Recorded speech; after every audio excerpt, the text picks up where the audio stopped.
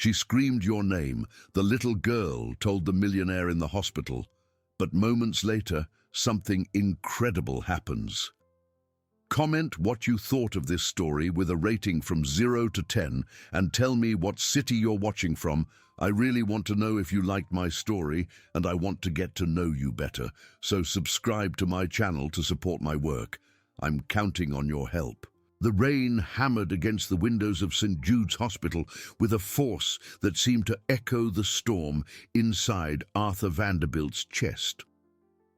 At 48, the businessman walked the corridors of his most modern medical facility with precise steps, checking every detail with the clinical eye of someone who tolerated no imperfections. His 3 private hospitals in Westwood were his obsession, his refuge and his prison, all built on the ashes of a pain that 15 years had failed to erase. The echo of his Italian leather shoes against the marble floor was interrupted only by the muffled sound of voices from the rooms and the constant hum of medical equipment. Arthur stopped at each door, checking medical charts, observing the nurse's posture, mentally noting every detail that needed correction.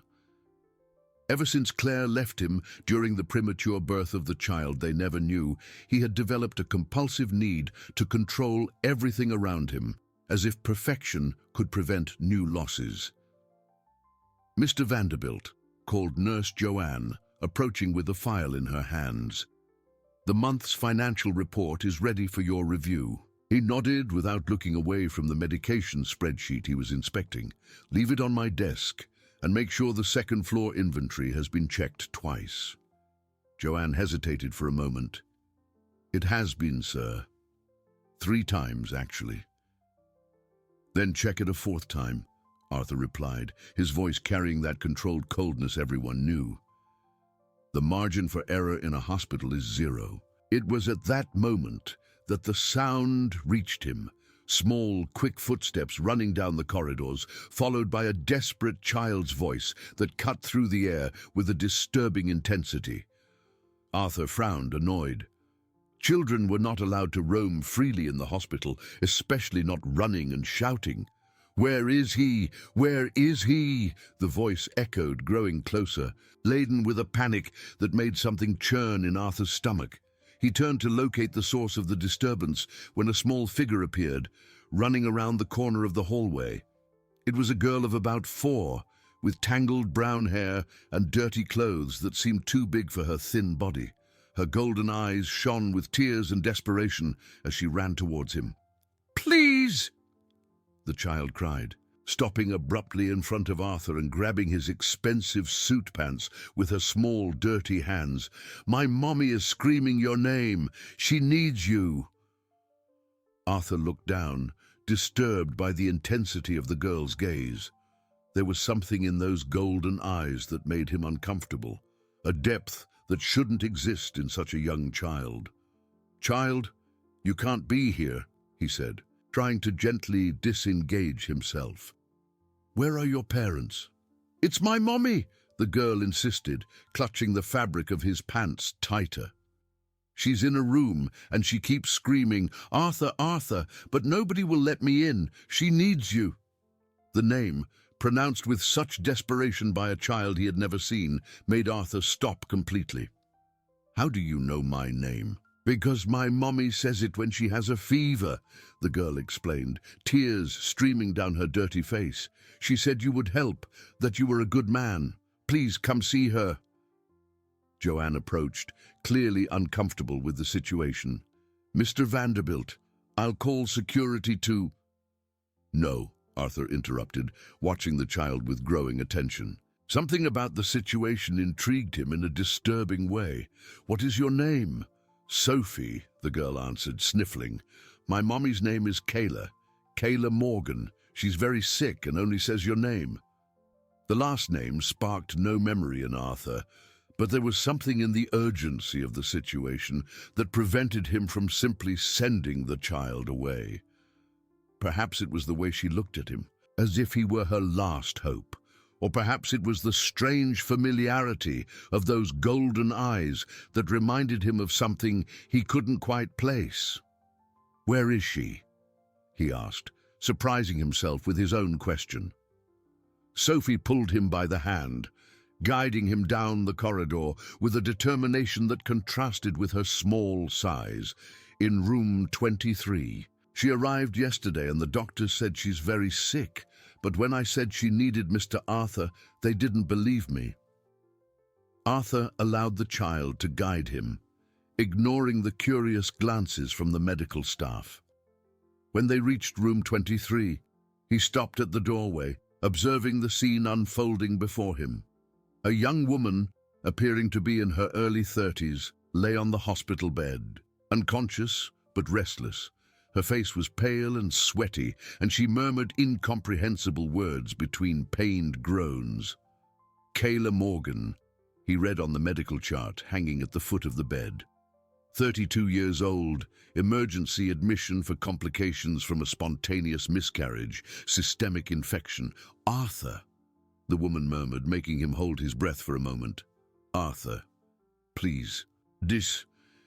He approached the bed, studying the patient's face.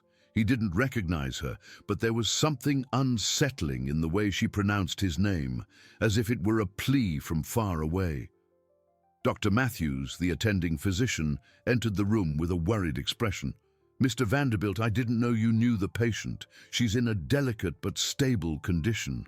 The problem is..." "What's the problem?" Arthur interrupted. "She has no health insurance and can't pay for the treatment. Normally, we would transfer her to the public hospital, but her condition is too critical for transport." Arthur looked at Sophie, who was cowering by the bed, watching her mother with eyes full of tears and terror. The child looked like she hadn't eaten properly in days. Her clothes were dirty and torn, and there was a vulnerability in her that touched something deep in his chest. "Continue the treatment," he said, surprising the doctor. "I authorize full coverage." "Sir?" Dr. Matthews blinked in confusion. "Do you know the patient?" Arthur didn't answer immediately, watching Kayla murmur his name again. There was a mystery here he needed to solve, a connection he couldn't understand. And there was this child, with her golden eyes full of pain, who made him feel something he hadn't felt in 15 years. "Just do whatever is necessary," he repeated, "and make sure the child has something to eat." When he left the room, Arthur carried with him more questions than answers. Why was a strange woman crying out his name in her delirium? And why did that little girl with golden eyes awaken feelings in him that he had buried along with Claire? The early morning at St. Jude's Hospital brought a heavy silence, broken only by the constant beeping of monitors and the distant echo of footsteps in the hallway.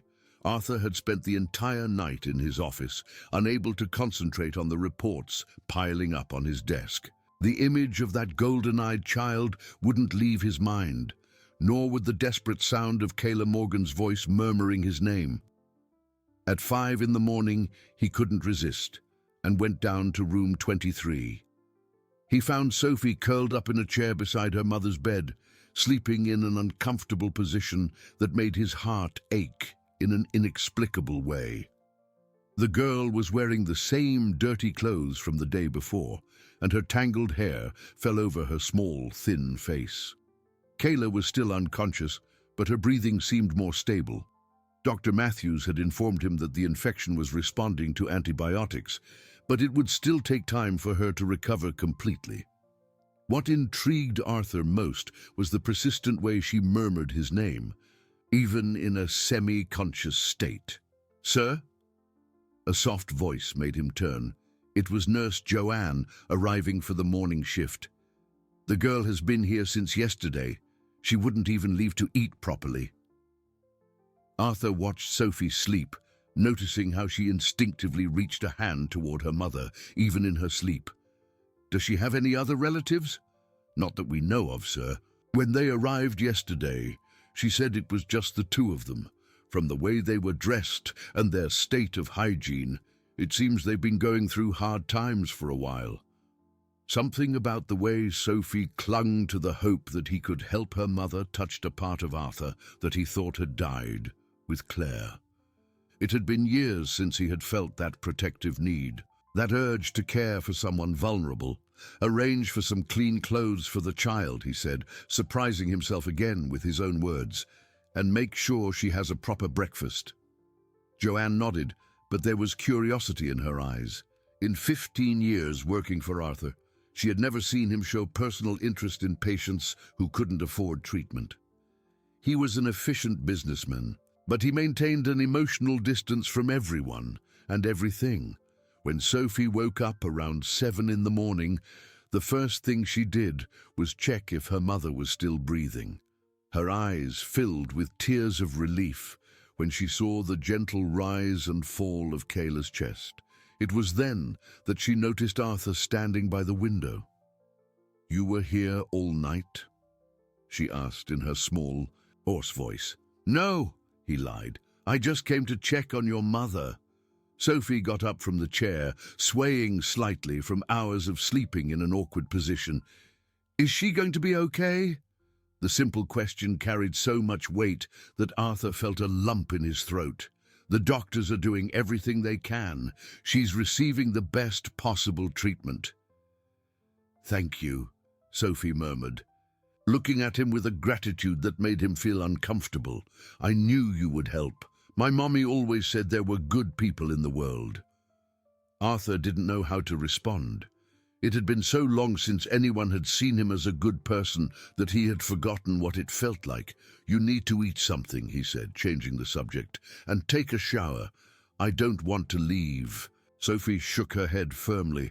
"What if my mommy wakes up and doesn't find me? She'll be scared."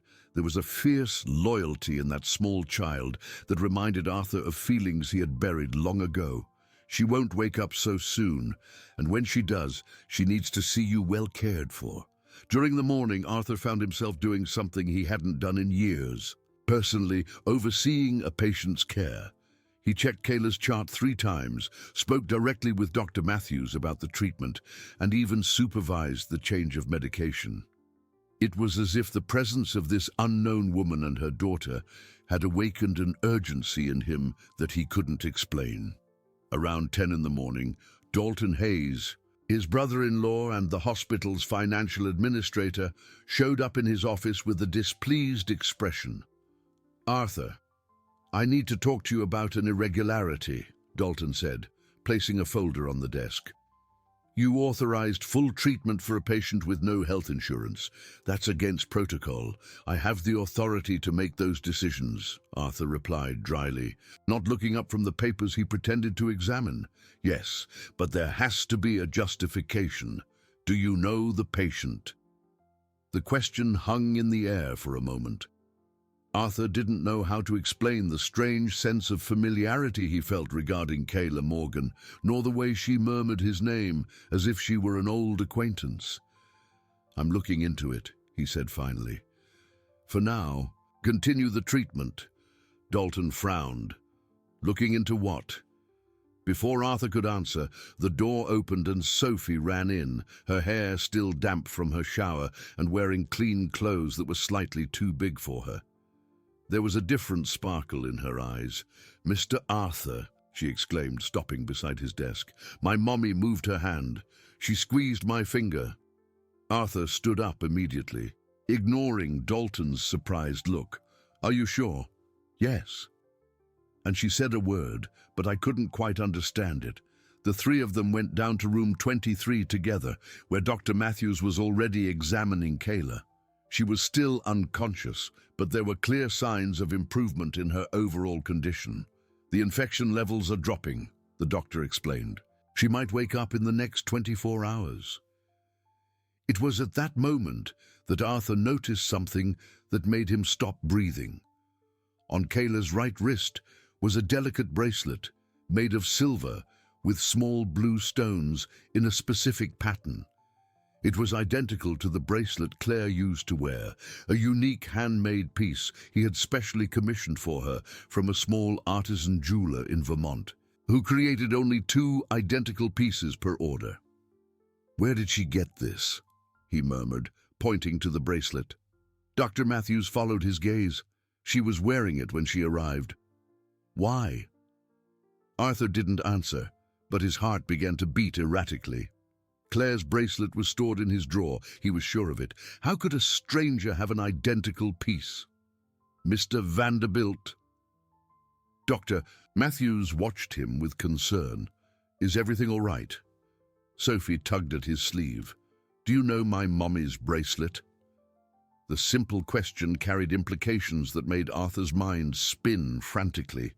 How were this child and her mother connected to Claire? Why did Kayla murmur his name in her delirium? And how did she get a bracelet identical to the one worn by the woman he had loved and lost? I need to make some calls, he said abruptly, leaving the room. But even when he returned to his office, Arthur couldn't take his eyes off the window overlooking Kayla's room. There was a mystery there that defied all logic, and for the first time in 15 years, he felt that the past was trying to communicate with the present in a way he couldn't comprehend. The afternoon brought more questions than answers, and as the sun began to set over Westwood, Arthur knew that his orderly, controlled life was about to be turned upside down. The third day brought a change that altered everything. Kayla Morgan woke at dawn with confused eyes, searching for something familiar in the sterile hospital environment. Her first word was a weak whisper. Sophie, the girl, who was sleeping hunched over in the chair by the bed, woke instantly and threw herself into her mother's arms, crying with relief. Mommy, you're awake! I brought Mr. Arthur like you asked. Kayla frowned, still disoriented from days of high fever and medication. Arthur, I said that name? You were screaming his name, Sophie explained, clinging to her mother tightly. I looked for him all over the hospital and he came. He's taking care of us. Kayla's eyes filled with tears as memories began to return. Fainting on the street, the unbearable pain, the fear of leaving Sophie alone in the world. She vaguely remembered being brought to the hospital, but she didn't recall mentioning any specific name. Dr. Matthews entered the room for the morning assessment and was visibly relieved to find her conscious. How are you feeling, Ms. Morgan? Weak, she admitted, trying to sit up in bed. How long was I unconscious? 3 days. You had a very severe infection, but you're responding well to treatment. Kayla looked around, noticing the quality of the equipment and the structure of the room. This is a private hospital. I can't afford. That's already been taken care of, Dr. Matthews interrupted. Mr. Vanderbilt authorized full coverage of your treatment. The name made her stop breathing. Vanderbilt? Arthur Vanderbilt? Yes, he's the owner of the hospital. Do you know him?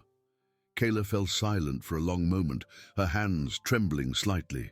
There was an expression on her face that mixed surprise, fear, and something that looked like guilt. I need to speak with him. An hour later, Arthur entered the room with a mixture of anticipation and nervousness he hadn't felt in years.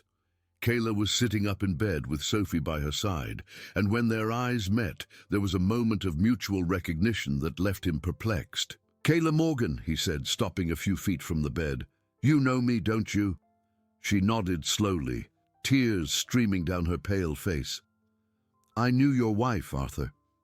Claire. The name hit Arthur like a punch to the gut. How? At the fertility clinic in New York City 17 years ago, Kayla said with a trembling voice. I was undergoing treatment to get pregnant. We became friends. Arthur approached the bed, his heart beating so loudly he was sure everyone could hear it. Claire never told me about you. Because I asked her not to, Kayla admitted, covering her face with her hands. I was ashamed of my situation. I was single, penniless, trying to get pregnant on my own. Claire was married, had a stable life. We were very different. Sophie watched the conversation in silence, not fully understanding the weight of the words, but feeling the tension in the air. But you were friends? Arthur insisted, trying to process the information. More than friends, Kayla said, looking at the bracelet on her wrist. She gave me this when she found out she was pregnant. She said it was a good luck charm, that she wanted me to have it for when my turn came. Arthur looked at the bracelet that had intrigued him so much. She said she had two made. She said you both chose the design together, that it represented hope and new beginnings. She wanted me to have one too, so that when our babies were born, they could be friends from the start. Kayla's words brought back memories Arthur had tried to bury. He remembered Claire insisting on making two bracelets, but at the time he thought she wanted a spare. He never imagined the second would be a gift for a friend he didn't even know existed. "What happened?" he asked, sitting in the chair Sophie had vacated.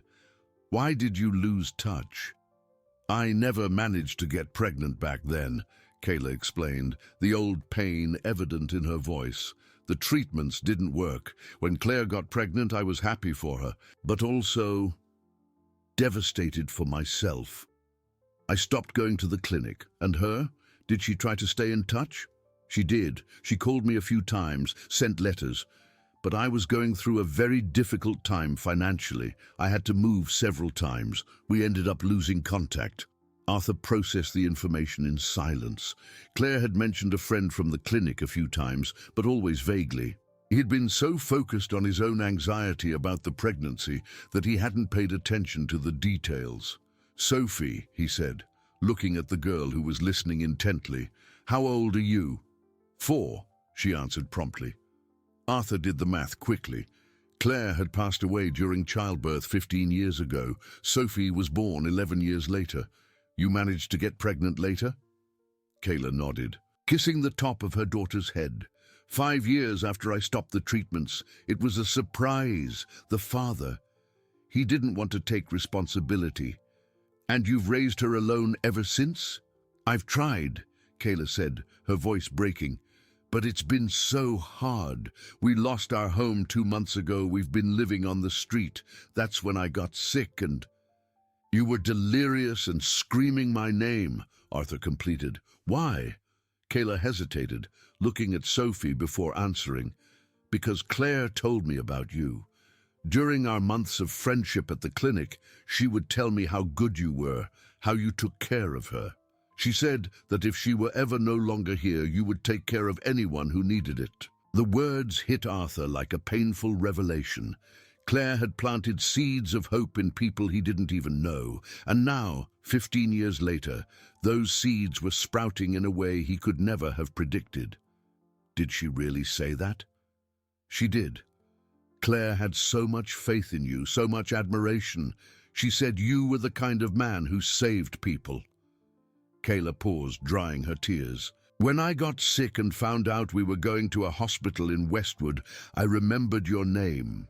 In my fever, I must have been calling for you without realizing it." Arthur looked at Sophie, who was watching her mother with concern. There was something in that child that awakened feelings in him that he had buried along with Claire and the son he never knew. It was as if fate were offering a second chance he didn't know if he deserved. "You have nowhere to go," he said, not as a question, but as a statement. "No," Kayla admitted, "but we don't expect anything beyond the medical treatment.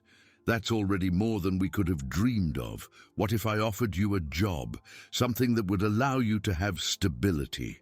Kayla looked at him with genuine surprise. "Why would you do that for strangers?" "Because you're not strangers," Arthur replied, surprising himself with the conviction in his own voice.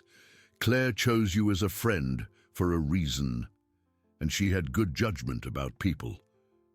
At that moment, looking at Kayla and Sophie, Arthur felt something he hadn't felt in 15 years. A purpose that went beyond simply controlling his companies. There was a connection there that he couldn't explain, but that seemed to be calling him to a responsibility he had avoided for too long. A week after Kayla's medical discharge, the routine at St. Jude's Hospital had changed in a subtle but noticeable way. Arthur had offered her a job as a cleaning assistant, along with a small room at the back of the hospital where she and Sophie could stay temporarily. It was a practical solution that solved the immediate problem but created new complexities he hadn't anticipated. Kayla worked with a dedication that impressed the entire staff, always arriving before her shift and volunteering for extra tasks. There was a silent gratitude in every gesture, but also a respectful distance she maintained from Arthur, as if afraid he might change his mind at any moment. Sophie, on the other hand, had adapted to the hospital environment with the natural ease of children. She spent her mornings playing quietly in the hospital's small inner garden, drawing with colored pencils Arthur had bought, and always politely greeted every employee she met along the way. "Good morning, Mr. Arthur," she said that Thursday morning as he passed through the garden on his morning inspection round.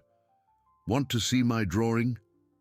Arthur stopped, looking at the sheet of paper she held out with pride. It was a child's drawing, but detailed, a house with blue windows, 2 female figures in front, and a male figure in a suit beside them. "What is this?" "It's our family," Sophie explained naturally. "Mommy, me, and you, because now we all live together." The word family caused a strange discomfort in Arthur. He had offered help out of compassion and the connection to Claire, but he hadn't considered how Sophie would interpret the situation. "Sophie, I'm not." "I know you're not my real daddy," she interrupted with the premature wisdom some children develop early, "but it's the same. You take care of us." At that moment, Dalton appeared in the garden with a serious expression Arthur knew well. It was the face his brother-in-law made when he had detected a financial irregularity that needed to be discussed urgently. "Arthur, I need to talk to you. It's important." "Can I finish looking at Sophie's drawing first?" Dalton looked at the child with barely disguised impatience. "It's about the extra expenses that have been appearing in the accounts." "It can't wait." Sophie sensed the tension and quickly put her drawing away. "You can go, Mr. Arthur. I'll show it to my mommy later." In the office, Dalton spread several spreadsheets on the desk with abrupt gestures. "Arthur, this is becoming unsustainable.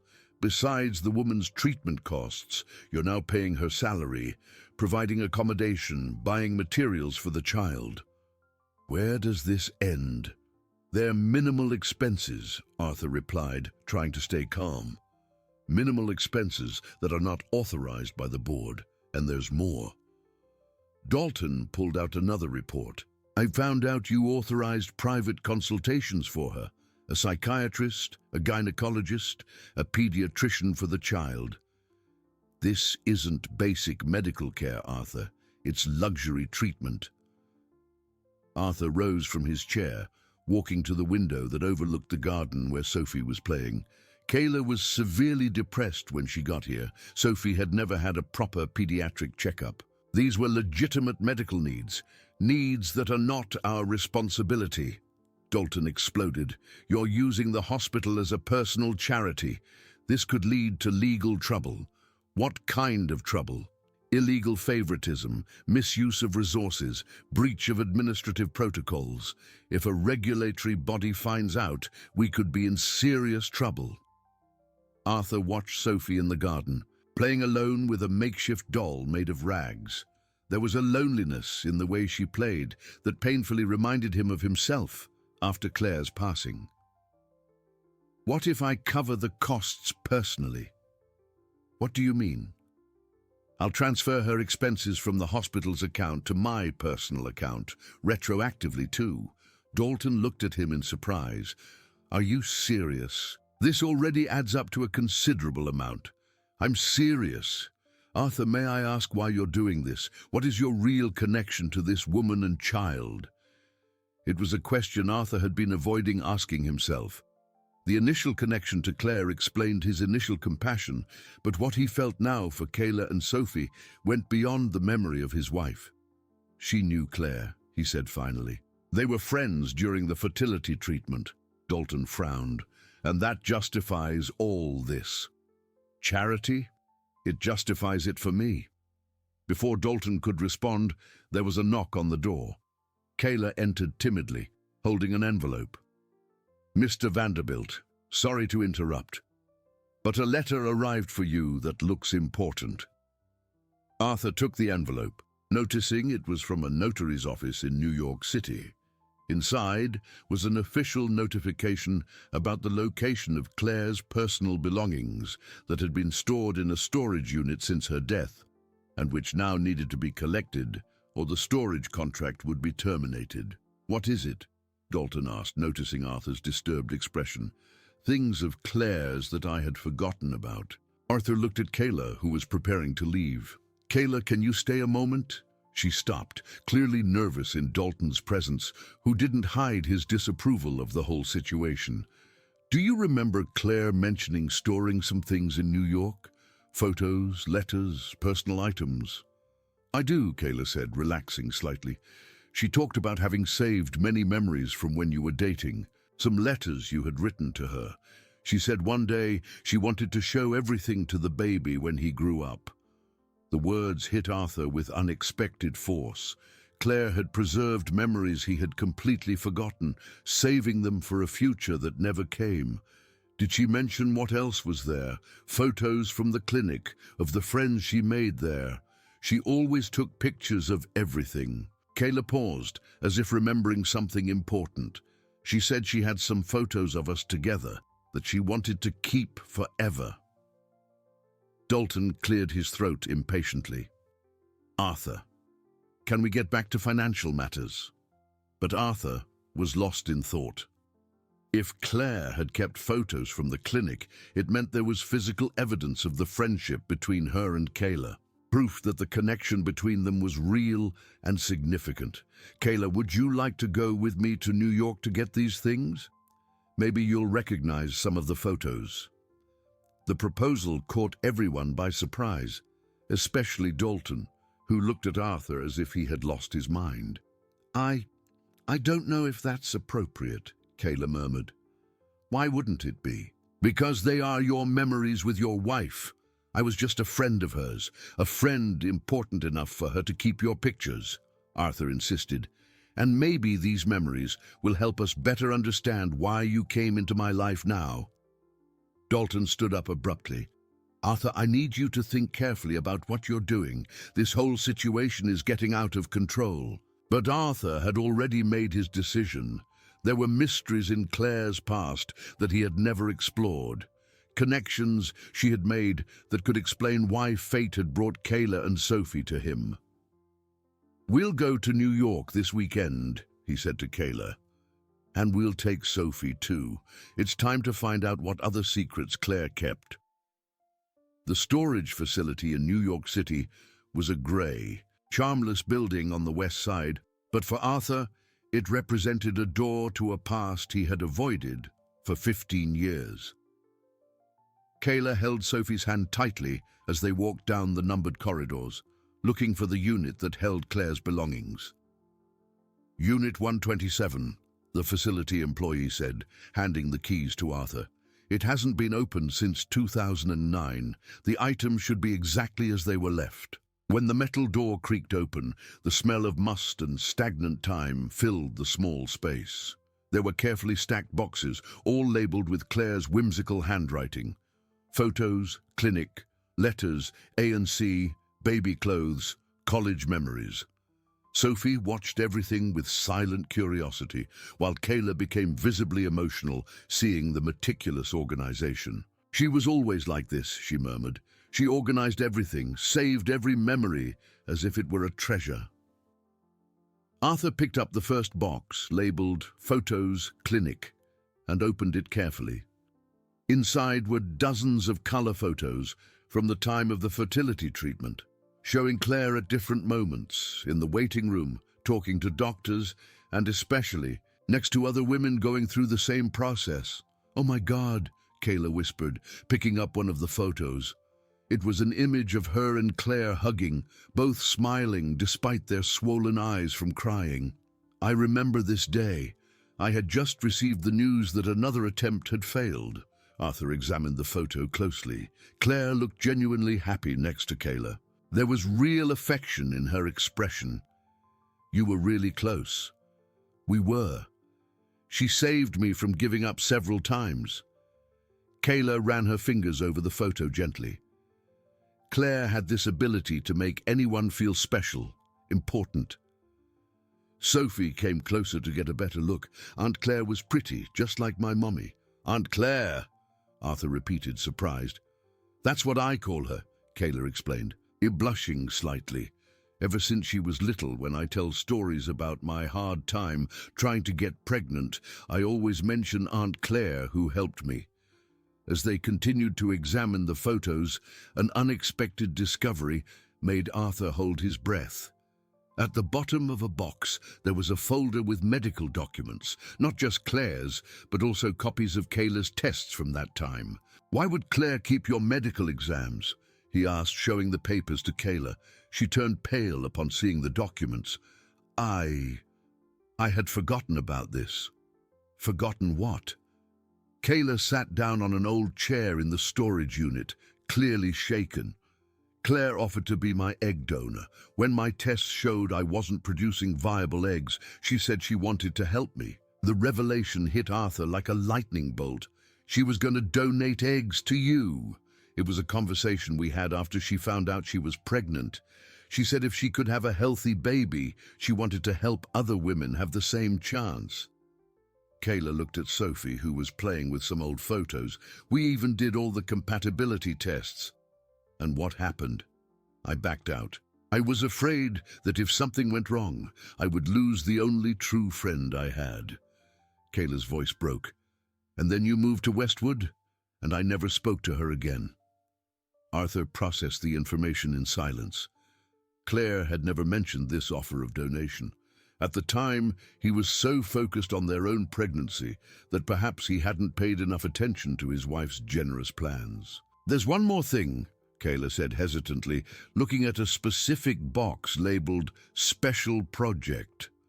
Claire used to talk about a project she wanted to develop, something related to helping other women going through what we went through.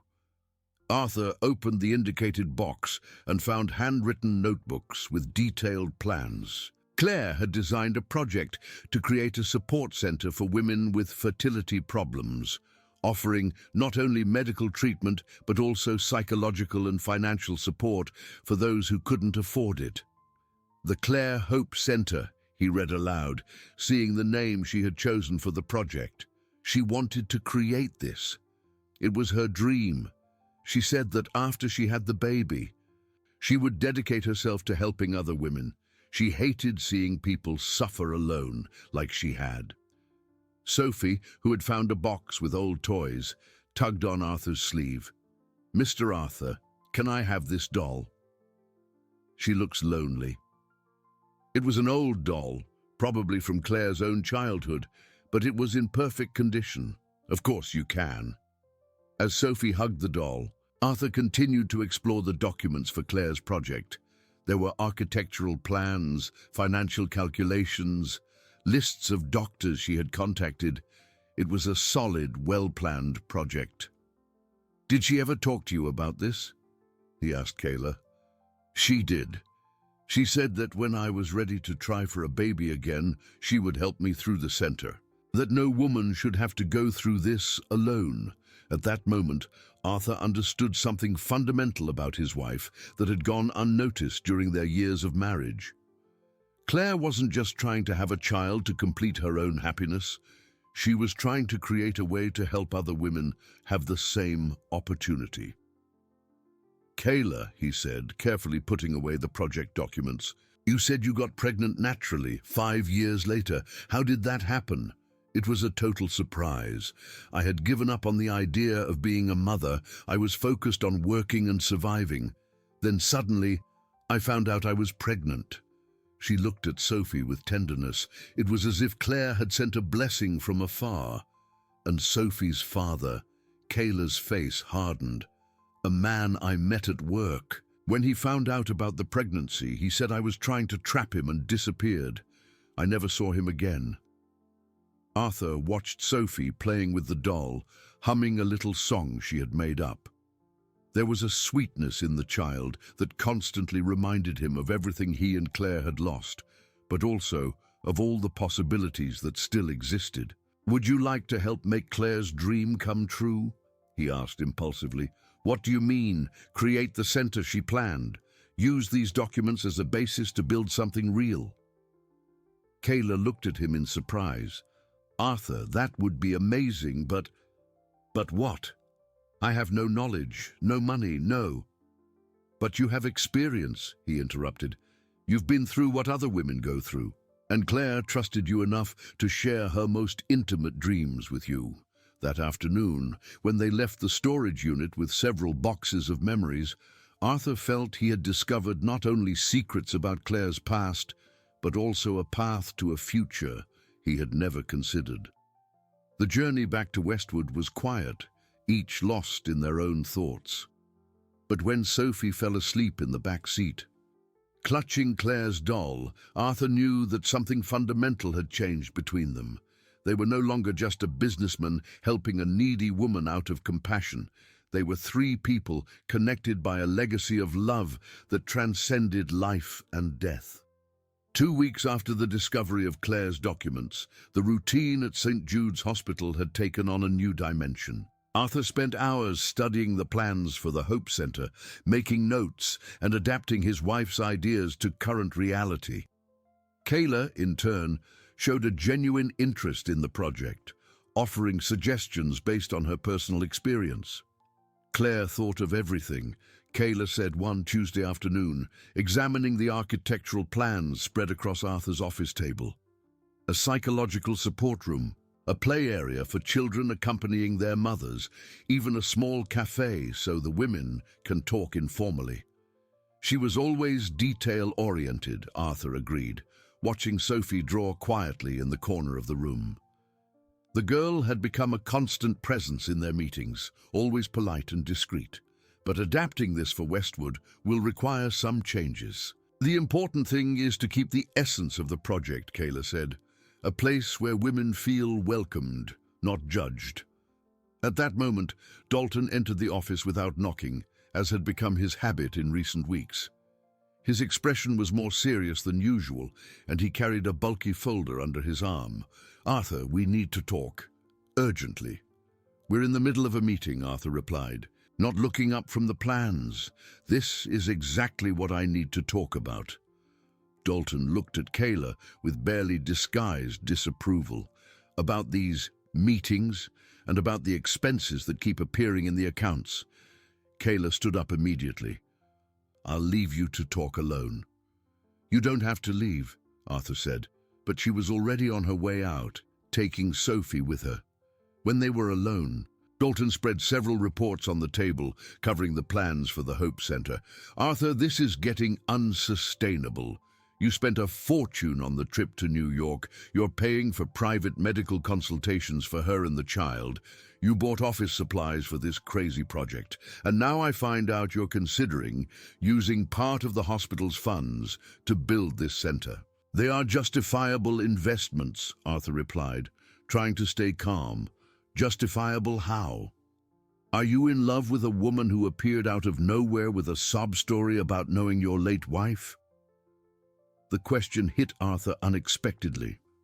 In love?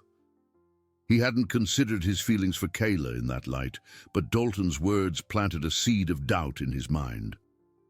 "That's not it," he said, but his voice sounded less convincing than he would have liked. "Isn't it? Then explain why you're willing to risk the reputation of your hospitals for her. Explain why you spend more time planning this center than taking care of business." Arthur stood up and walked to the window, watching the garden where Kayla and Sophie were talking on a bench. There was a harmony between them that touched him deeply, a mother-daughter connection he had never experienced. "Do you have children, Dalton?" "I have 2. You know that. And if one day you lost everything, your wife, your children, your identity as a father, and then someone appeared offering a second chance at a family, wouldn't you consider it?" Dalton was silent for a moment. "Is that what's happening? You see them as a substitute family?" I don't know what I see in them, Arthur admitted. I just know that when Kayla and Sophie arrived here, something in me that had been dead for 15 years woke up. Arthur, you are a rich, successful man. If you want to start a family, there are more conventional ways to do it. Conventional like marrying some high society woman who's interested in my bank account. Conventional like not getting emotionally involved with vulnerable patients who might be taking advantage of your generosity. The insinuation made Arthur turn around sharply. Are you suggesting Kayla is lying about knowing Claire?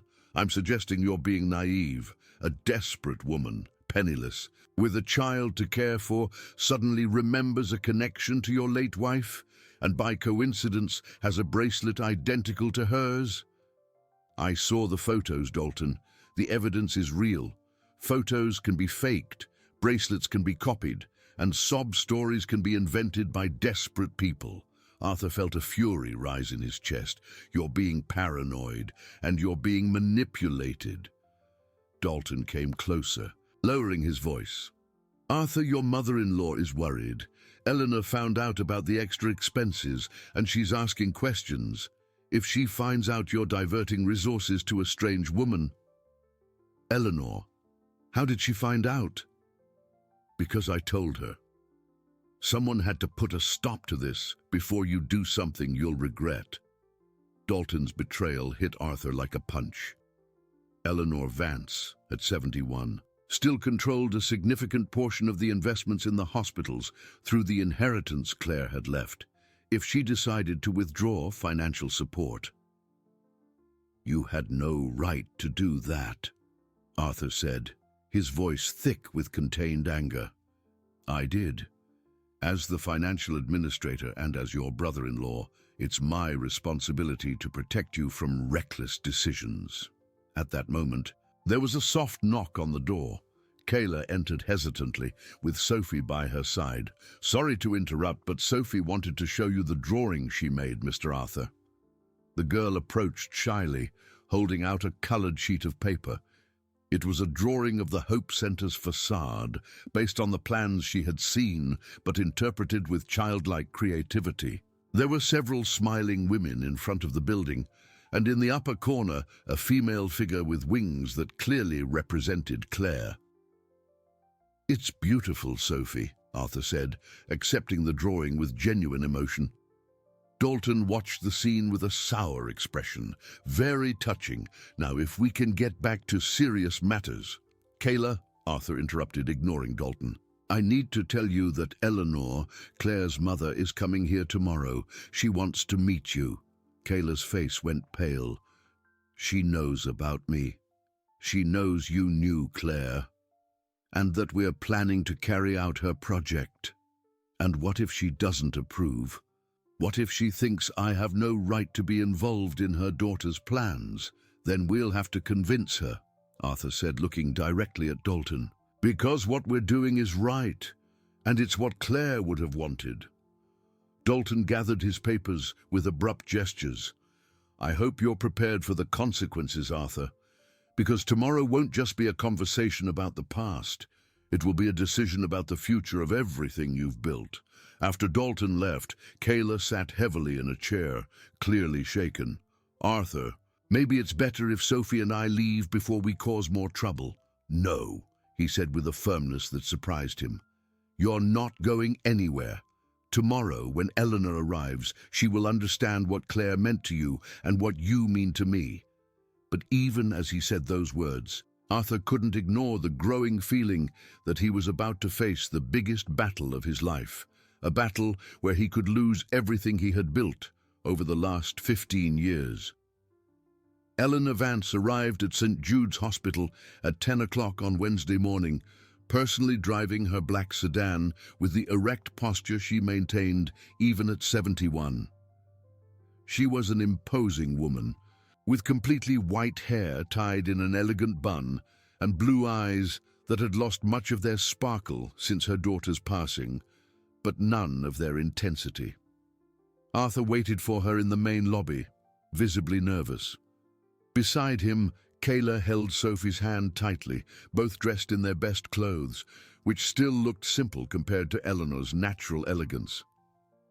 "Arthur," Eleanor said, kissing her son-in-law's cheek with formal affection, "you're thinner. You're not eating properly." "I'm fine, Eleanor. Thank you for coming."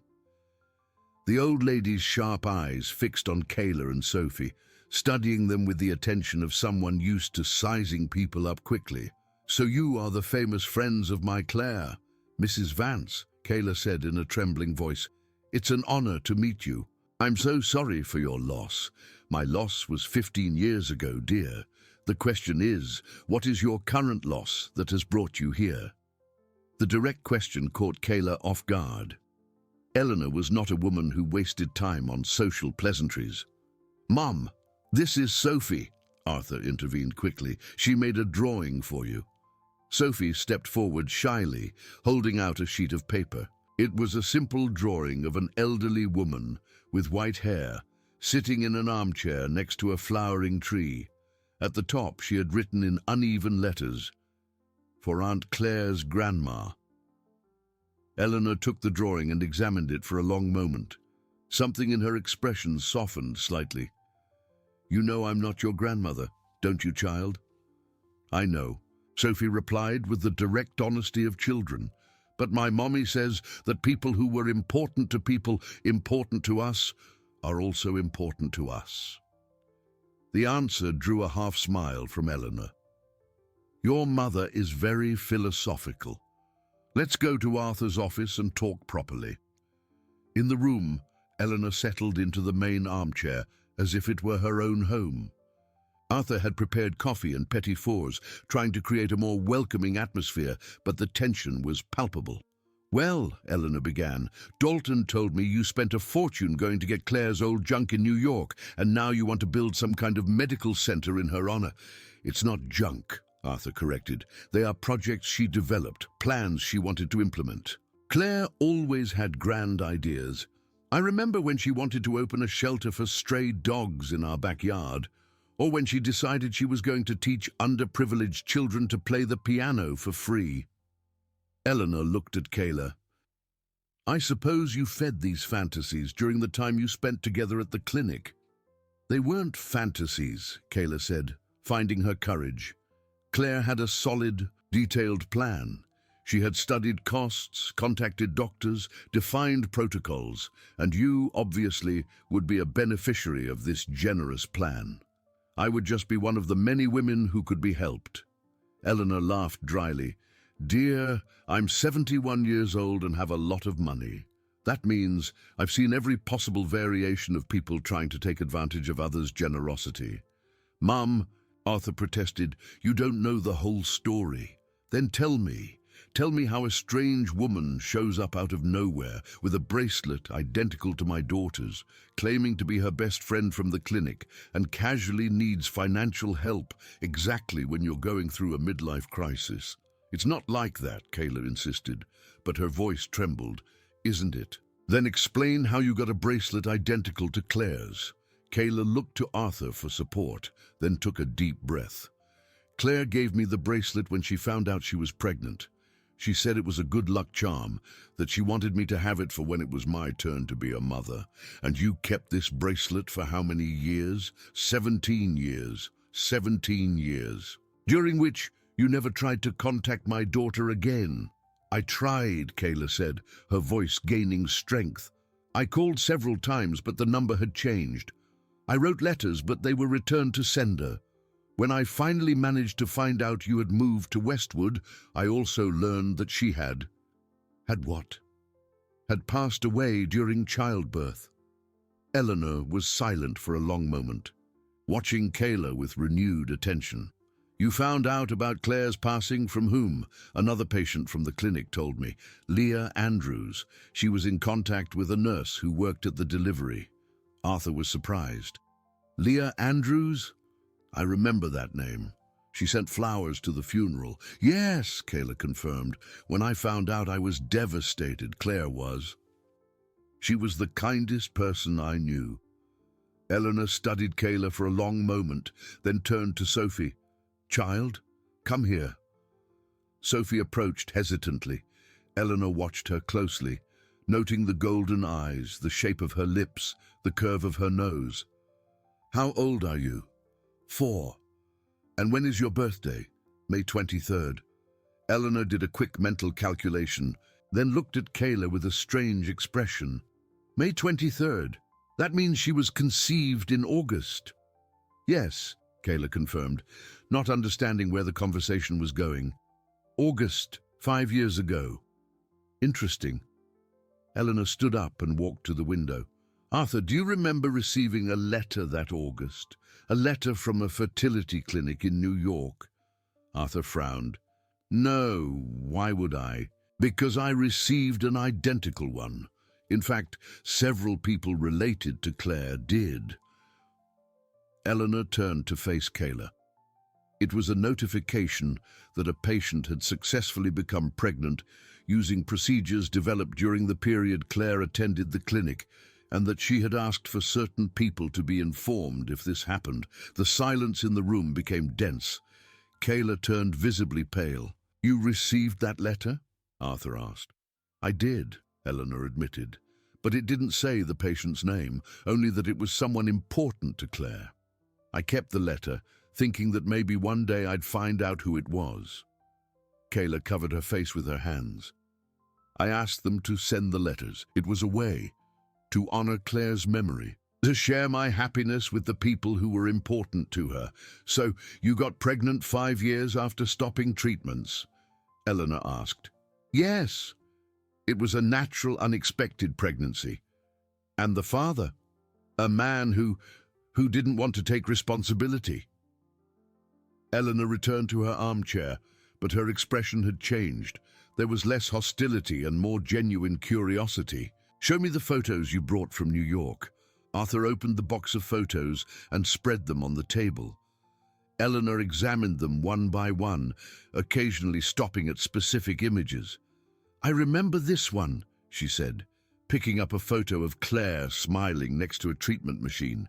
"She showed it to me when she came back from the clinic that day. Said she had made a special friend." "Claire told you about me?" Kayla asked, surprised. "She did. She said she met a brave woman who was fighting alone to have a child, and that she greatly admired her determination." Eleanor looked at Kayla with new eyes. She said that if she ever had the means, she wanted to help women like that friend. Tears began to stream down Kayla's face. "Did she really say that?" "She did. And now, looking at you two," Eleanor extended a hand to Sophie, who approached without fear. "I can see why my daughter took an interest in you." The change in Eleanor's tone completely transformed the atmosphere in the room.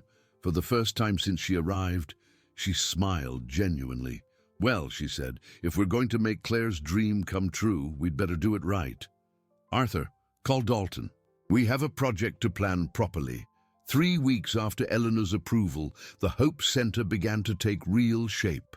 A plot of land had been purchased a few blocks from St. Jude's Hospital, and construction began at a rapid pace that impressed even experienced contractors. Arthur personally supervised every detail, as if each brick laid were a promise fulfilled to Claire. Kayla, for her part, was immersed in a completely new role, Director of Patient Services for the future center. Eleanor had insisted she take this position, arguing that her personal experience would be invaluable in helping other women. It was a job that required study, preparation, and a responsibility Kayla had never imagined having. "I need to learn about medical protocols, health legislation, patient management," she told Arthur one Thursday afternoon, as she studied piles of manuals and documents. "Sometimes I feel completely lost." "You're doing great," he would reply, watching her bent over the books with a dedication that impressed him. Claire would be proud. Sophie had adapted to the new routine with the natural ease of children. She spent her mornings at a private school near the hospital, another change Arthur had implemented, and her afternoons in the center's makeshift office, drawing imaginary architectural plans and chatting with the construction workers who treated her as the project's official mascot. "Uncle Arthur," she said one of those afternoons, showing him an elaborate drawing, when the center is finished. Can I work there too? And what job would you do? I can take care of the babies of the sad mommies. I know how to do that. The answer touched Arthur deeply. There was an emotional maturity in Sophie that he attributed to the hardship she had faced, but also a purity that made him believe the world still had a chance. It was during one of these quiet afternoons that the first major crisis arose. Dr. Matthews arrived at the office with a worried expression that Arthur immediately recognized. "We have a problem," he announced, closing the door behind him. "Kayla had a crisis at the hospital earlier today." "What kind of crisis?" Arthur asked, instantly alert. "A severe panic attack. She was visiting a patient who had just lost a baby, started hyperventilating and fainted." Arthur looked at Kayla, who was pale and trying to downplay the incident. "It was just a passing spell." "It wasn't passing," Dr. Matthews corrected. "It was a serious psychological episode. She needs follow-up care." "I'm fine," Kayla insisted, but her voice trembled visibly. "You're not," Arthur said gently, "and there's nothing wrong with not being okay." In the following weeks, it became clear that Kayla was battling deeper traumas than anyone had realized. The work at the center, especially when it involved cases of pregnancy loss, triggered painful memories she had tried to suppress. She had 2 miscarriages before managing to carry Sophie's pregnancy to term, explained Dr. Patricia Santos, the psychologist who began seeing Kayla. "The work at the center is acting as a constant trigger for these traumas. So she can't work there?" Arthur asked, clearly concerned. "She can, but she needs a lot of support. And it might be necessary to rethink some of her responsibilities." It was during this difficult period that an unexpected discovery brought new complexity to the situation. Dalton, who had reluctantly accepted the center's project, discovered an irregularity in Claire's original documents. "Arthur, there's something you need to see," he said, entering the office with a folder full of legal papers. "What now, Dalton?" "I found Claire's original will, the real will, not just the one read at the probate." Arthur frowned. "What do you mean, the real will?" "There were 2 versions. The first, which was executed, left all assets to you and established the fund controlled by Eleanor. But the second version, dated a week before the birth, set specific guidelines on what to do if you ever found any of the friends from the fertility clinic." The ensuing silence was heavy with tension. Kayla, who was present at the meeting, turned visibly pale. "What kind of guidelines?" Arthur asked. "Claire left detailed instructions on how to use part of the inheritance to specifically help 3 women she met at the clinic. She even left their names. And one of those names is Kayla Morgan." The revelation struck everyone present like lightning. Kayla covered her face with her hands, clearly shaken. "Does this mean Claire knew I would one day appear in your lives?" she asked in a choked voice. "More than that," Dalton replied, consulting the documents. "She left specific instructions on how to care for you and any child you might have. And she established a fund of $200,000 specifically for that." Arthur stood up and walked to the window, processing the information. Why wasn't this will executed? Because she didn't have time to register it officially. The birth happened before she could go to the notary. Legally, it's not valid. But morally, Arthur began. "Morally, Claire wanted you to specifically take care of Kayla," Dalton completed. "And she wanted you to use her money to do it." Kayla stood up abruptly. "I can't accept this. I can't accept money from someone who loved you like a sister," Arthur interrupted. "Kayla, this isn't charity. It's fulfilling Claire's will. But I didn't deserve this generosity. I lost touch with her. I wasn't there when she needed." "You were taking care of your own life, your own pain," he said, approaching her. "Claire understood that, and she wanted to make sure that if you ever reconnected, you would be properly cared for." That night, after Sophie had fallen asleep in the small apartment that had become their temporary home at the hospital, Kayla and Arthur talked at length about the implications of the discovery. "I feel like I've been manipulated by fate," she said, sitting in the small kitchen, "as if my whole life has been directed towards this moment." "Maybe it has," Arthur replied. "And maybe that's not a bad thing. How can it not be bad? You're taking care of me because your deceased wife asked you to, not because you really want to." The statement made Arthur hold his breath for a moment. It was a question he had avoided facing. Were his feelings for Kayla genuine, or just an extension of his loyalty to Claire's memory? "Kayla," he said finally, "can I ask you a question?" "Of course.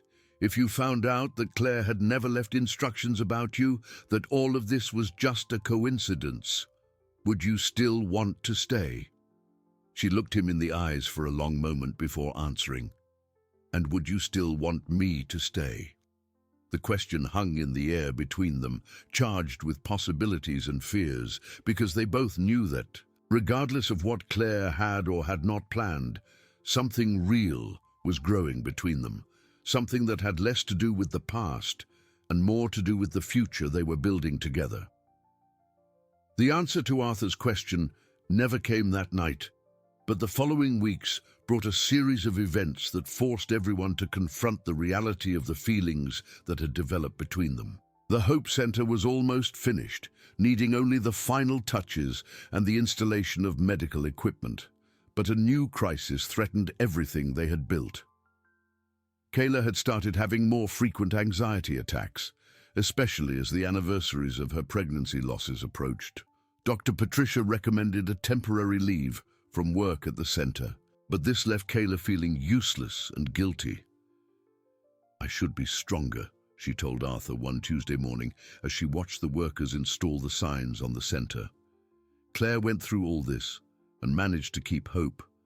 I can't even work on something she dreamed of." "Claire didn't go through what you went through," he replied gently. "She had support. She had resources. She had a husband who took care of everything for her. You faced everything alone. Even so, nothing. You are the strongest woman I know. You just need time to heal wounds that never had a chance to scar properly." It was during this vulnerable period that an unexpected discovery further shook the fragile balance they had managed to establish. Sophie, playing in the hospital garden, had a sudden seizure that alarmed the entire medical team. It's childhood epilepsy, Dr. Matthews diagnosed after a battery of tests. Probably genetic in origin, but controllable with medication. Kayla was devastated. "My daughter will have to take medicine for the rest of her life?" Possibly, yes, but with proper treatment she can have a completely normal life. "And what if I can't afford the medication? What if—" "Kayla," Arthur interrupted, "you're not alone in this anymore.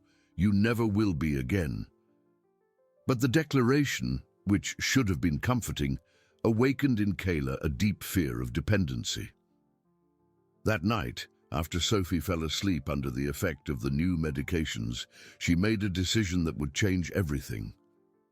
"Arthur," she said, "finding him in his office around 11 at night, I have to go."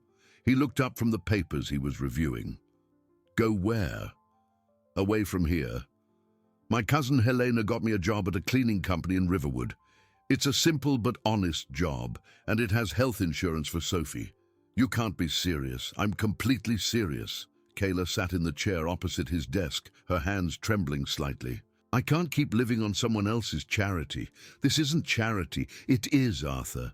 And as well-intentioned as it is, it's destroying me inside." Arthur stood up and walked over to her, crouching beside her chair. "Kayla, look at me. What's really going on here?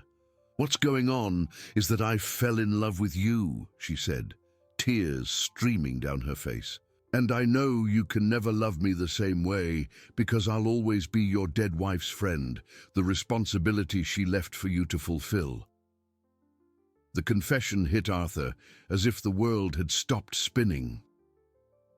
"Kayla, No, she stood up abruptly.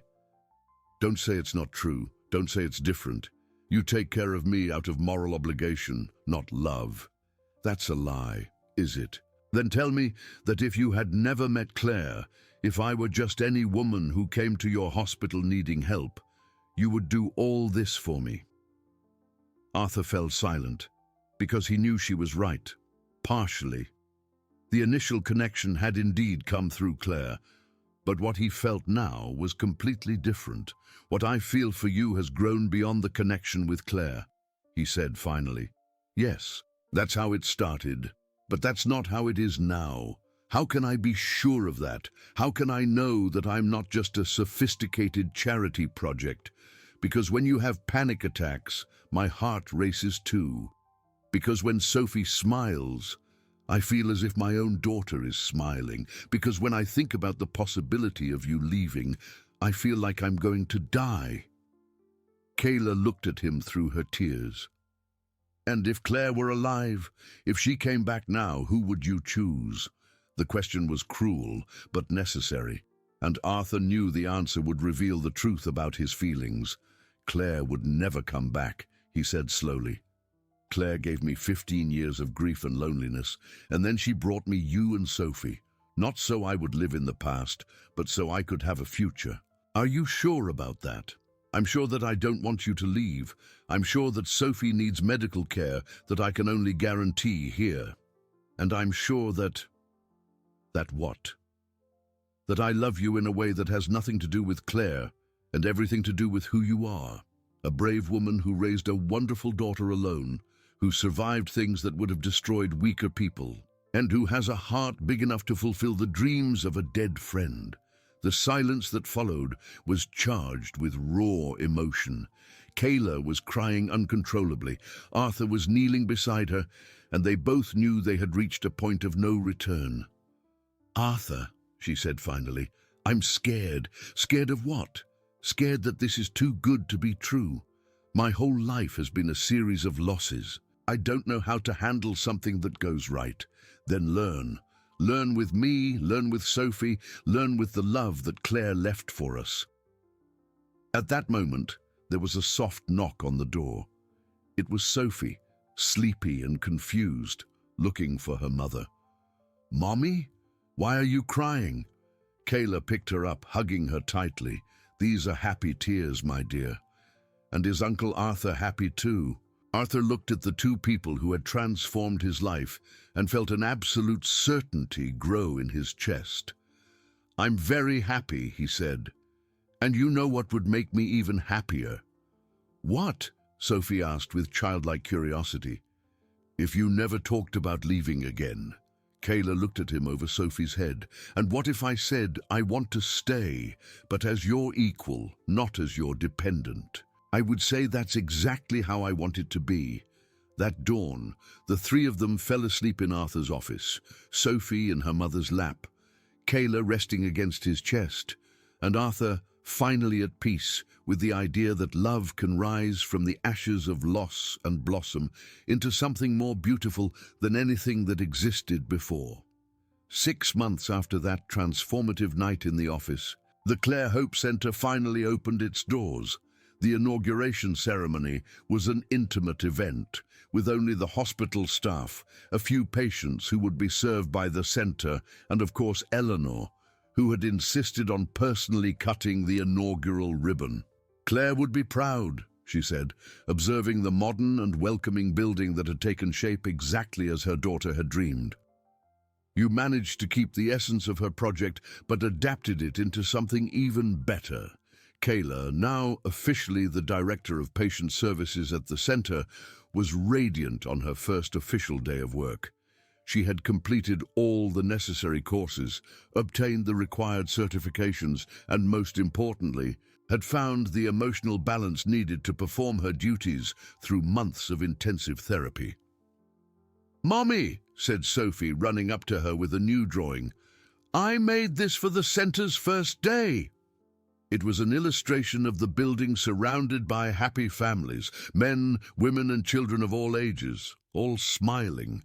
In the sky, a female figure with wings watched over everything with approval. Aunt Claire is watching over everyone, Sophie explained to anyone who would listen. But not everything was a celebration. Behind the scenes of the inauguration, a growing tension manifested in worried glances and whispered conversations. Dalton had discovered something during the final review of the center's contracts that threatened the entire operation. "Arthur," he said, pulling his brother-in-law into a private corner, "I found a serious problem in the documents of the construction company that did the work." "What kind of problem?" "The company has serious legal issues. Slave labor, tax evasion, use of low-quality materials. If this leaks to the press, the center could be shut down before it even starts," Arthur completed, feeling his stomach sink. "Exactly. And there's more. The company is owned by Marcus Thorne." The name made Arthur stop breathing.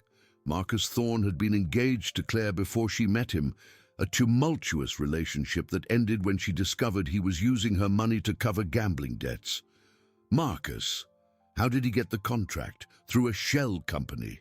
He disguised the ownership using fronts and false documents. I only found out now because an accountant friend of mine recognized his signature on some documents. Arthur felt an old anger burn in his chest. He did this on purpose, to sabotage anything related to Claire's memory. Possibly. The question is, what do we do now? Before Arthur could answer, Kayla approached with a worried expression. "Sorry to interrupt, but we have our first patient arriving. A young woman pregnant with twins who lost her job and can't afford prenatal care. Now is not a good time," Dalton said abruptly. "Actually, it's the perfect time," Arthur corrected, making a sudden decision. "We're going to see this patient, and we'll solve the construction company problem later." "Arthur, you don't understand the seriousness." "I understand perfectly. Marcus wants to destroy Claire's dream, but we won't let him. The center will operate, even if I have to personally assume all responsibility." In the following hours, while Kayla attended to the first patient with a dedication that impressed the entire team, Arthur worked frantically to find a legal solution to the construction company problem. He called lawyers, consulted experts in corporate law, and even contacted a private investigator to look into Marcus's current activities. "I found something interesting," said Robert Mendez, the family's lawyer, arriving at the center at the end of the day. "Marcus Thorne is being investigated by the district attorney's office for a series of financial crimes. If we can prove he defrauded the center's contracts, we can not only absolve ourselves of responsibility, but also help put him in jail. How do we do that? We need evidence that he intentionally used false documents, and I know who can help us." "Who?" "His own secretary, Carla Mendez. She worked for Marcus for 2 years before coming here. If anyone has access to his original documents, it's her." The revelation that Carla, who had been Arthur's secretary for 3 years, had connections to Marcus caused an additional shock. When confronted, she admitted that she had been planted by Marcus to spy on Arthur's business activities. "He wanted to know everything about the center," she confessed, crying in the office. "He said Claire had stolen his chance at a better life and that you didn't deserve to prosper." "And you agreed to this?" Arthur asked, struggling to stay calm. "At first, yes, I needed the money he paid, but after I met Kayla and Sophie, after I saw what you were building here..." Carla stood up, taking a folder from her bag. "That's why I brought these documents." The folder contained copies of all the original contracts Marcus had used to defraud the system, including the forged signatures and fake identity documents. "Why are you doing this now?" Dalton asked, suspicious. "Because today, seeing that pregnant woman being treated with so much care, I understood what you're trying to do here. And I realized that being on Marcus's side means being on the wrong side of history." That night, while Robert worked with the documents provided by Carla to prepare a formal complaint against Marcus, Arthur and Kayla walked through the empty center, checking every detail of the first day's service. It was exactly as Claire imagined, Kayla said, stopping in the waiting room that had been decorated with soft colors and natural plants, a place where women feel welcomed, not judged. And you, how do you feel directing all of this? Scared, she admitted, but also complete, as if I've finally found my purpose. Kayla, Arthur said, stopping in the middle of the hallway, I need to tell you about Marcus. He explained the whole situation, the fraudulent construction company, the legal issues, the connection to Claire. When he finished, he expected to see fear or concern on her face, but found only determination. He won't succeed, she said simply. How can you be so sure? Because Claire wouldn't allow it. She put so much positive energy into this project, brought the right people to make it happen. A man driven by revenge has no power against that. At that moment, as if summoned by Kayla's words, Sophie appeared running down the corridor, chasing a butterfly that had entered the building. Look, she cried, pointing to the delicate creature fluttering near the ceiling. It's Aunt Claire, saying she liked our work. Arthur and Kayla laughed at the girl's innocence, but both felt a strange chill when the butterfly landed exactly on the portrait of Claire that decorated the main wall of the center. Maybe she really is, Kayla murmured. And that night, as the family they had formed returned home, they all carried the certainty that, regardless of the obstacles Marcus might create, they had built something greater than he could ever destroy. The complaint against Marcus Thorne was filed on a rainy Monday, but its effects began to manifest immediately. On Tuesday morning, agents from the district attorney's office arrived at the Hope Center to collect evidence, while journalists from 3 local news outlets surrounded the building, trying to understand the unfolding scandal. Fertility Treatment Center involved in corruption scheme, blared the local newspaper's headline, making Arthur feel nauseous as he read it. The article suggested he was aware of the construction company's irregularities and had chosen to ignore them to save money. This will destroy our reputation before we even begin, Kayla said, watching the reporters outside through the office window. Women won't want to come here if they think we're dishonest. Robert said it's a matter of time until everything is cleared up, Arthur replied, but his voice carried a worry he tried to hide. The evidence Carla provided is solid. What if it's not enough? What if Marcus manages to turn the situation around? The question went unanswered because at that moment, Dr. Matthews entered the office with a grave expression they knew well. We have a bigger problem, he announced. Marcus is spreading rumors in the medical community that the center is a sham, that you're using Claire's name to deceive vulnerable patients. What kind of rumors? Arthur asked, feeling his anger rise. He's saying Kayla never knew Claire, that she faked the friendship to take advantage of your generosity, and that you're having an affair with her while dishonoring your wife's memory. The silence that followed was thick with contained fury. Kayla turned visibly pale, while Arthur fought the urge to immediately seek out Marcus and confront him personally. He can't prove any of that, Kayla said finally, but her voice trembled. He doesn't need to prove it, Dr. Matthews explained. In cases like this, the suspicion alone is enough to cause damage. Some doctors who had agreed to refer patients here are reconsidering. It was at this moment of crisis that an unexpected discovery completely changed the course of events. Eleanor arrived at the center with an old briefcase and a determined expression Arthur hadn't seen in years. Where is this son of a witch who is defaming my family? She asked, storming into the office like an elegant hurricane. Eleanor, what are you doing here? I came to bring ammunition for the war. She placed the briefcase on the table and opened it, revealing dozens of carefully organized old letters. These are all the letters Claire received during the time she attended the fertility clinic. Arthur looked at the letters in surprise. Claire never showed me these, because some were very personal, but now they are our proof that Kayla is telling the truth about her friendship with my daughter. Kayla picked up one of the letters with trembling hands and opened it carefully.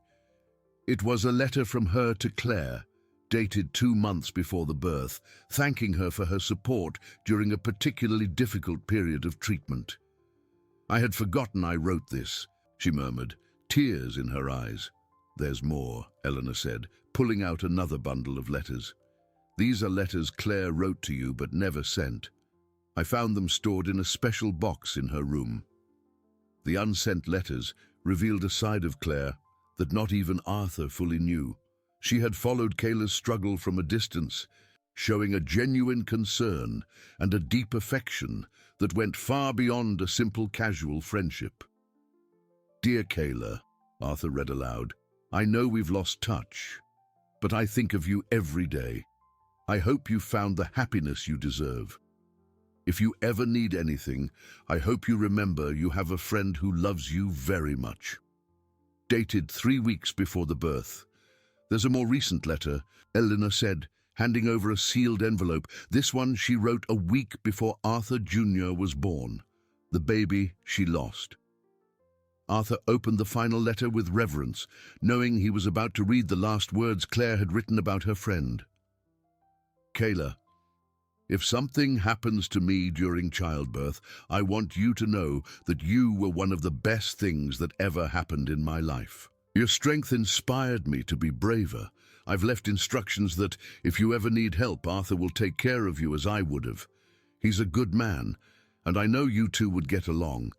Who knows, maybe you can help each other heal the wounds that life leaves." Claire's final letter silenced everyone. It was as if she had predicted exactly what would happen 15 years later, planting seeds of a future she wouldn't live to see. "My God," Kayla whispered. She knew, somehow, she knew this would happen. At that moment, Robert Mendez arrived with news that perfectly complemented the discovery of the letters. "We have Marcus," he announced, clearly pleased. "He was arrested an hour ago for racketeering and use of false documents. And he confessed that the plan was to destroy you out of revenge." "He confessed?" Arthur asked, incredulous. "Completely. Said he couldn't stand to see you prosper using the money that should have been his. He was convinced Claire had left him for you only because of your financial situation and the accusations against the center. They will be officially dropped tomorrow. We have enough evidence to prove you were victims, not accomplices." That afternoon, a press conference was organized at the center itself. Arthur, Kayla, and Eleanor stood at the main entrance, surrounded by the letters that proved the legitimacy of the friendship between Claire and Kayla. The Claire Hope Center was created to honor the memory of an extraordinary woman, Arthur said to the cameras, and it was built by people she loved and trusted. They tried to destroy this using lies and revenge, but the truth always prevails.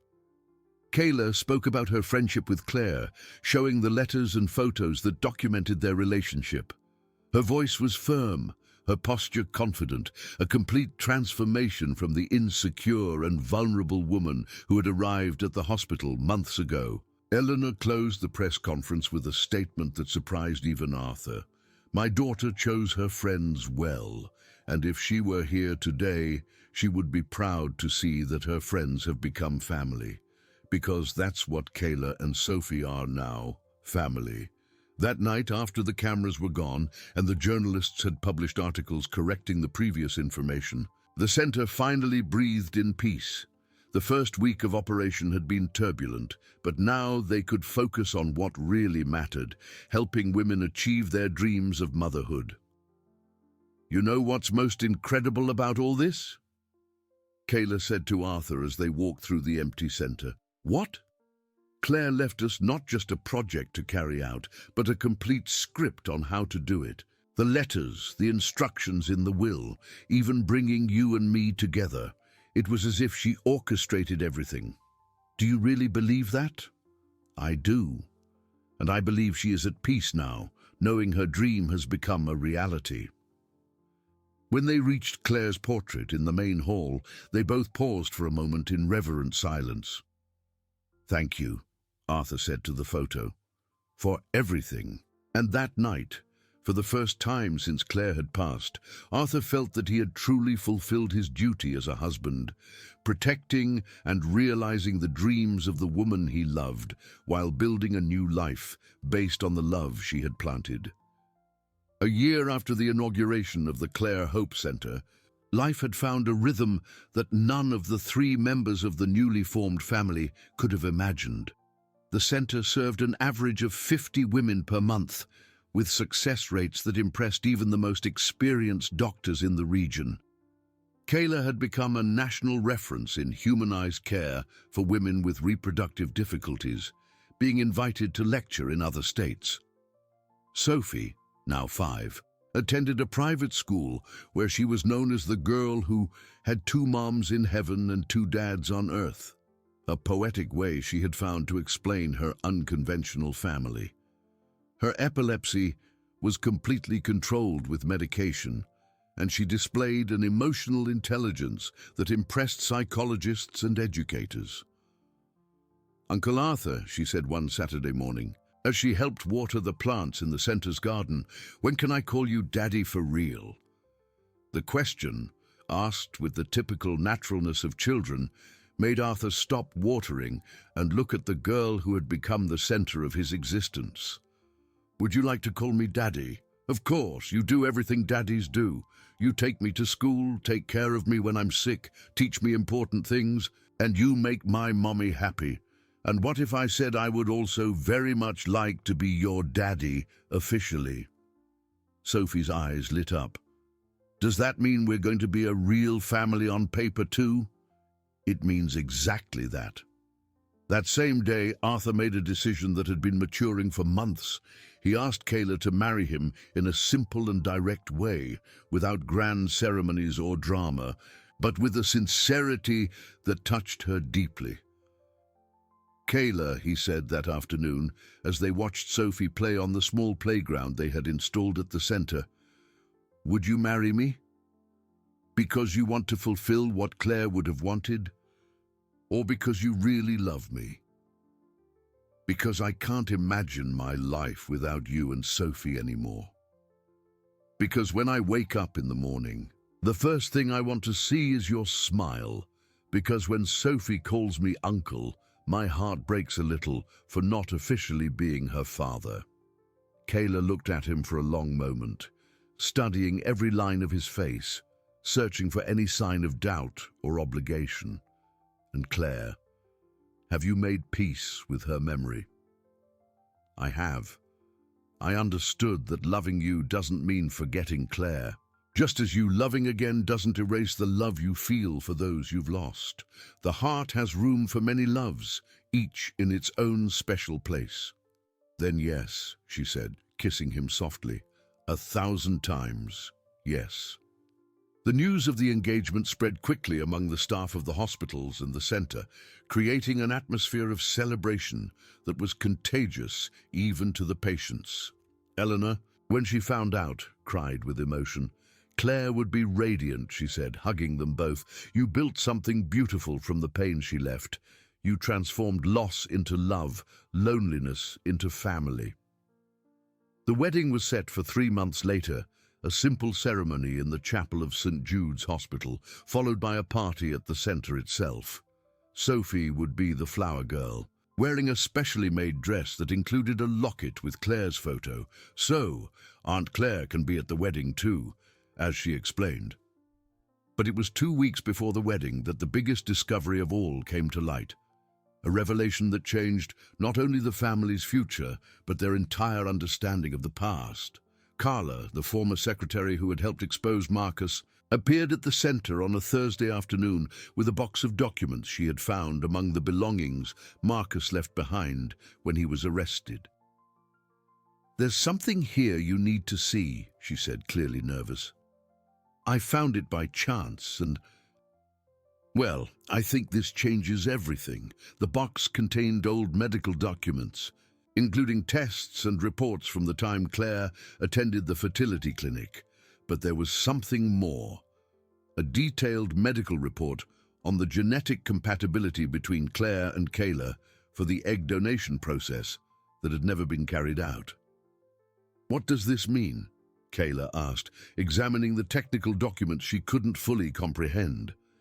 Dr. Matthews, who had been called to interpret the reports, was silent for several minutes, studying the results with growing attention. "This is extraordinary," he murmured.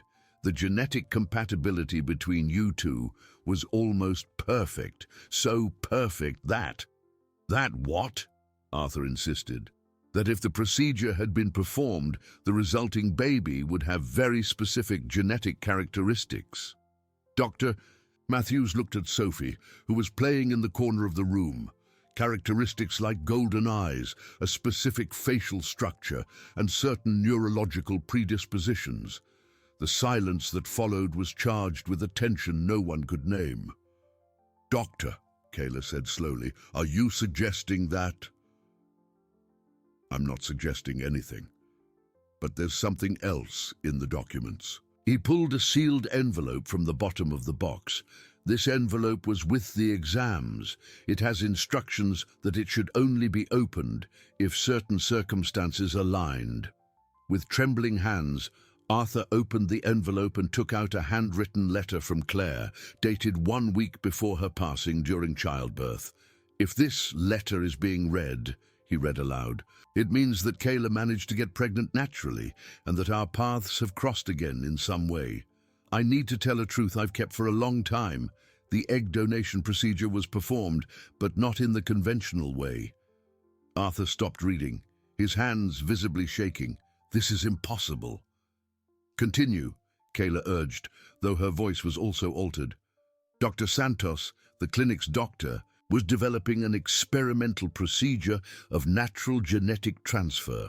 With my consent, he used my genetic material in conjunction with Kayla's to create a possibility of pregnancy that would seem natural, but would carry characteristics of us both. If Sophie was born with golden eyes like mine, if she has features that resemble our family, it's no coincidence. She is, in part, biologically my daughter too." The revelation left everyone in absolute shock. Kayla looked at Sophie with new eyes, now seeing not only her daughter, but also the daughter of the friend who had passed. "This means that—" she began. "It means that Claire not only planned for you to meet," said Dr. Matthews. "She ensured that when it happened, you were already family in a way that transcends any coincidence." Sophie, oblivious to the weight of the discovery, continued to play, but at that moment she looked up and smiled at the 3 adults who were watching her with a mixture of astonishment and emotion. "Why is everyone crying?" she asked, approaching. "Because we found out we're even more special than we thought," Arthur replied, picking her up. "And because we understand that some love stories are so powerful they continue to write chapters even after we think they're over." That night after Sophie fell asleep, Arthur and Kayla talked until dawn about the implications of the discovery. Claire had orchestrated not just a reunion, but a continuation of her own existence through the daughter Kayla had raised. "She never really left us," Kayla said, watching Sophie sleep. "She's here in every smile, in every gesture, in every moment of joy." "And she's in the love we've built," Arthur added.